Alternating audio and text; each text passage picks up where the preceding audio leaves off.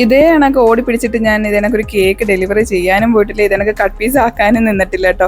ഇത് വല്ലാത്തൊരു ഹറിബറി കേക്കായിരുന്നു കേട്ടോ. സംഭവം എന്താണെന്ന് വെച്ചാൽ ഞാൻ ചവറയിൽ അച്ഛൻ്റെ തറവാട്ടിൽ ഒരു ഫംഗ്ഷനൊക്കെ ആയിട്ട് നിന്ന സമയത്താണ് കേട്ടോ ഈ ഒരു കോള് വരുന്നത്. അപ്പോൾ ഒരു 10 മണി ആവാറായപ്പോഴാണ് കോള് വരുന്നത്. ഒരു 11:30 കൊടുക്കുകയും വേണം. സംഭവം ഇതിനൊക്കെ 10 kg കേക്കും ടയർ കേക്കും ഒക്കെ വേണം.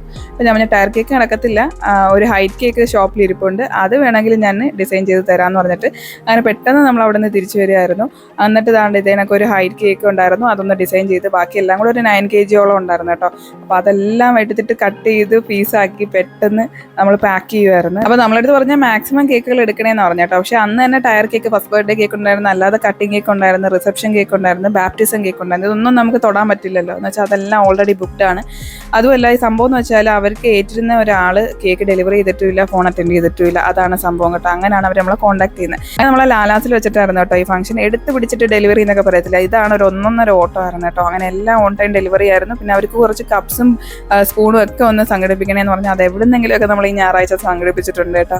അങ്ങനെ എല്ലാം ഡെലിവറി ചെയ്ത് കയറി ഡോർ അടച്ചപ്പോൾ എന്തോ ഒരു സമാധാനമായിരുന്നു കേട്ടോ. അപ്പോൾ ഇന്നത്തേക്ക് ഇത്രയേ ഉള്ളൂ വിശേഷം. നമുക്ക് മറ്റൊരു നല്ല വീഡിയോ ആയിട്ട് കാണാം. അതുവരേക്കും ബൈ ബൈ.